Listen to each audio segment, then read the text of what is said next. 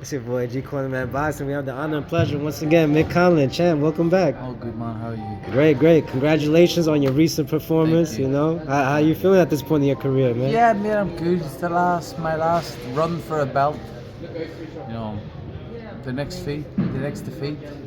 If I was to get defeated again, I would call curtains, and that would be me. So, I've got one more run on me, and I believe I'll be world champion. Right. I'm listening to you. I can feel it, champ. I'm looking at you walking around. You looking like a champion. So, Yeah, man, listen, I've done well in boxing. I've been very successful in terms of financials and even the fights and the events I've had, but the world title still looms, and it's the only reason I'm still boxing is to try to be world champion. So I'll give it one more go. I believe I have it. I believe I'll do it, and that's it. right. How soon can we expect you, to be back in that ring? I'll be back in the ring in June. Do you have an in June opponent? time. Yeah, I got Cristobal Lorente for the European title. So that once I beat Lorente, who's the champion, he's 20-0, one draw. Once I beat him, I'll be ranked in the top 10 no governing bodies again, and then I'll make my run. And that's the plan. Is this gonna be in Ireland or where are you fighting at? It could be in England, it could be in Ireland. It's going to be one of the two because it's the European, obviously. So it'll be in that side of the pond. And I would love to be back here at the Garden in December. Oh man, that would be awesome, champ. The fans love you, man. They still love you. Yeah, no, it's crazy. Every time I come to New York, like we were out in the streets today and down in Soho and stuff, and getting stopped by random people, Americans, Irish, English people. I really am still the king of New York. I love this place. Man, they love you, champ, and this is your character of a champion, man. Because we go back maybe even 7, 8 years ago when I first met you, fighting here at the Garden, and you've done a lot. You've remained humble. You were surprised I still knew you. Yeah, man. Listen, you gotta, as a fighter and as someone who's on the come up, you always gotta keep your feet in the ground because you see these guys on the way up. Be nice to them because when you're on the way down, you're gonna see them again. And if you show respect, you'll have respect back always. Always. And that's the way it's gotta be. You can't ever look down on somebody because where you're at that point in time, you can be back down at that point further on down the lane. So that's me. I think I'm still in a good position and done very well for myself, but I've always had respect for people, especially the guys in the boxing business. Right. Obviously there's some dickheads and shit who aren't nice, but the guys who are nice, I'll always show respect back. Man, we love you for that, champ, and that's why you're in the position you are today. We know you have a fighter representing you tomorrow night, Kevin Cronin, in a big rematch tomorrow night. How do you see this one? Some people thought he won the first one. I thought he won the first one. He's a great kid. He's a workhorse. He works really hard. And he believes in himself more than anybody. And the first fight, he fought the Irish Olympian Emma Brennan in Dublin, in Emma's home city, and he gave it to him and didn't get a decision. And I don't know if it's biased because it's an Olympian and stuff, but who knows? It was a close fight, but I believe Kevin done enough to win. I think everybody around believed he done enough. Dana White shouted, going crazy. Who the hell are these judges? They were all Irish judges. And, the kid has 3 blemishes in a record, 2 losses and 1 draw. And all 3 he should have won. Right. So he's just been quite unlucky in terms of judging, but he always puts on a huge performance and always gives it all. He puts everything in the camp, and he was distraught after the last fight. You could see it in the ring, visible, and that's someone who it really matters to. If you don't care after a fight, you're in the wrong game. This guy was heartbroken. His team were heartbroken, and it was sad to see because it was the 3rd time he'd been screwed. Wow. And he was like, when the hell is it ever going to happen for me? But now he's here. He's fighting St. Patrick's Day weekend. The biggest weekend for an Irish fighter to fight in New York at the Mecca of boxing. It's beautiful, man. And I believe he'll go out there tomorrow and get redemption. It's going to be insane, man. And on UFC Fight Pass, I might add, the big Fantastic. broadcast. Yeah, it's great. And now Dana and the UFC, they've made their move into boxing, and with TKO, so it's going to be really interesting. And this guy's on the platform already. It's a great opportunity because now you got TKO backed by Turkey Al Sheikh, and I'm really interested to see how it's going to work. Right. Do you see yourself maybe being on that TKO platform, or? I'm with my current promotion in Wasserman, and Okay. you know, I'm in contract, but who knows? Listen, if something come up down the lane and there was an opportunity for me, I would be interested to see what it would be like. But you know, let's be honest, I'm at the tail end of my career. I'm not at the start no more, and I ain't the pup no more. I'm an old dog, and you know, I still feel young. I still look young, but you know, I don't have loads of years left in this game, and I don't want to have loads of years left in this game because boxing is a sport that you could never love, because boxing will never love you back, and it's sad. A lot of guys are in this game and they can't get it, they can't retire. They're chasing that money. Yeah. That's one man. thing I'm happy about. I'm not chasing the money. I'm chasing dreams, Right. ambitions, world champion. That's what I'm chasing. And that's what it's about, Yeah, man. that's You know. that. And you know, coming up, I probably lost sight of that, if I'm going to be honest, because I was going, nah, let's go for the money, let's go for the money, let's go for the money, instead of going, no, let's go for the belt. I did go for the belt throughout it all, obviously, but you know, I was probably more focused on making the money. And now I've made the money. I'm saying, damn, I should have went for the belt.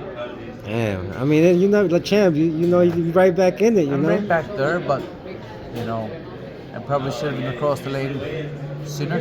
Right. And unfortunately, I'm not. I've had opportunities. You know, I was probably a minute and a half away from becoming world champion, and it slipped out of my grasp in the last round.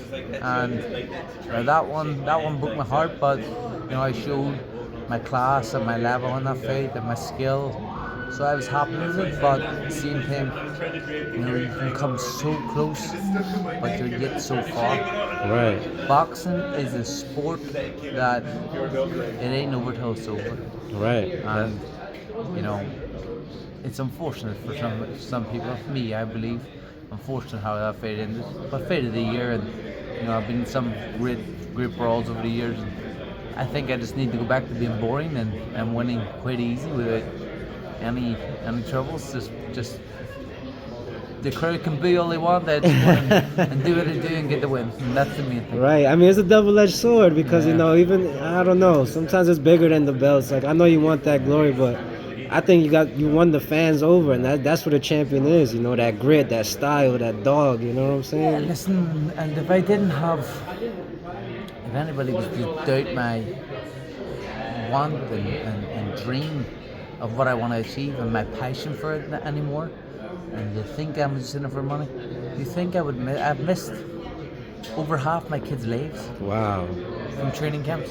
That's I tough. leave my kids, my last fight, I was there for Christmas, start of January, I went to training camp. I see my kids once That's in tough. person. Now on the phone I call them. My kids hate being on FaceTime. They hate seeing me on FaceTime. They wanna Right. see me Right. They're face-to-face. kids. Yeah. So, like I'm sacrificing years which I'll never get back, because one thing you can never regain is time, Absolutely.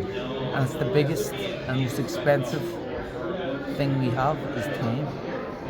So for me to do this and give my time to achieve what I want, to try to achieve what I want to achieve, you know, it's a big sacrifice, and I take myself away to training camps, lock myself away, live in Sheffield in England. I go to the gym, I come home. I go to the gym, I come home. That's all I do. I just work. Right. And I could tell I mean, you got it tatted on the Olympics. You know what I'm saying, champ? You everything. You gave everything for the sport. 100%. 26 years. 26 years I'm boxing now. That is a lifetime. I would do less for life in jail. You know what I mean? So I gave everything. As I say, I don't love boxing. Boxing is something I'm good at, something I have dreams in, but I could easily walk away if I wanted to. Right. And I'm not stuck financially or anything like that, so I'm not chasing anything but goals. dreams. When I set a goal, I do everything I can to achieve that goal until it's unreachable. But while it's still in my grasp and it's still within my reach, I will do everything I can to get there. So that's why I'm still here. That's why I still believe I will. That's why I'm giving my life to this game, the work I'm putting in. I put my body through here. I love training hard. It's one thing, I love training hard. I don't cut corners, never cut corners. You know, Yeah. but this is the game we're in, and you know, people say luck doesn't come in. Luck comes into everything. Luck is a big factor. No matter what anybody says, when people say I don't need to wish you luck, no, you do, because everybody needs luck. Timing is one of the most important things in boxing. Who you fight, when you fight, where you fight, all very important. Everything needs to fall into place. Absolutely. So timing is probably the most important thing in this game.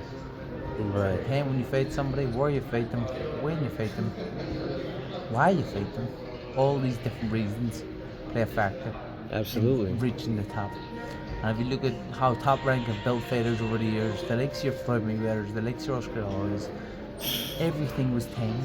Right. Even with those guys. Yeah. Even the best. Even Mike Tyson and them, you know, all of them. Everything had to be timed. They had to fight the guys at the right time. So, you know, I'm happy. I'm in a good place. Mentally, I'm in a very good place. Mm-hmm. My next fight for the European title against Cristobal Lorente, a very tough operator, 20-0, 1 draw. Mm-hmm. Come forward fighter, and very tough. So he'll be there for the full 12. And I don't plan on trying to KO this guy. I plan on boxing this guy and just winning easy. And that's what I want to do.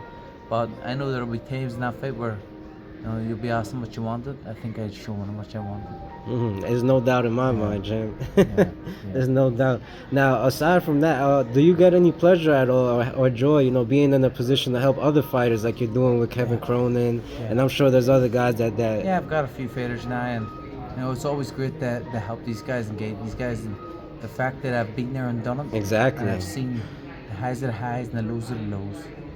I've seen people getting paid great money, people getting paid terrible money. Right. And fighters, in my opinion, nowadays are not being managed correctly. They're not being promoted correctly or built correctly. Correctly, You yeah. know, I think nowadays a lot of the promoters have no time to build fighters. Like Top Rank, that's why, in my opinion, Top Rank will always be the best promoter of all time, because how they build fighters and how they build champions. They do it the right way. They don't sink and swim them right away. They build them up, and then you can put it into one of those type fights, and that's important. Absolutely. But fighters now, I'm seeing young prospects, you know, 20 years old, getting put in really hard fights, and you're going, first and foremost, what's your manager saying? Why is this happening? Secondly, why is the promoter doing this? Why isn't it building it? There's much more to get from this, and much more to get from you. You know, champions aren't just born as a champion. They're built into a champion and made into a champion. So it's very important. And I think the art of matchmaking and, you know, promoting is kind of getting lost in the world we're in now, because we're in a social media world where everybody wants everything right away. Fast satisfaction. They want it all fast right away, and they want people to be champions right away. It doesn't work like that. This is the fight game. Very, very hard. And, you know, these fighters need to be put in fights to bring them to the next level, the next level, the next level. Not just, okay, we're going to give you this guy who's going to beat, and now we're going to put you sink or swim. You can't do that. You got to build.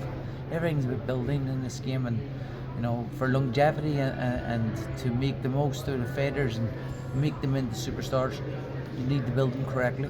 And I think it's lost in the world of boxing right now. Damn, champ. Aside from you being a great champion and everything, I feel you'll be a great ambassador for the sport, because the mindset, the respect you have for it, and the love. And I think, man, I see big things in your future, champ. Thank you. And I can't wait to see your next match. You know, I see you lifting that title, champ. So 100%. I appreciate it, brother. And always, as always, since 2017, you've been around, and you know the respect I have for you. man, I couldn't believe today you didn't think I wouldn't remember you. Come on, man. You were there, my first open workout in Mendes Gym. Then you were there the following year when I was at Rigo. You know, you've been there. He was up there in the Bronx somewhere, in you've been that up in the soccer Bronx, field, Up on remember? the soccer field, that's right, up on the Irish pitch. Yeah, that's true. Fuck, you were there and everything. You've been around, man, and Yeah. respect and the love is always there.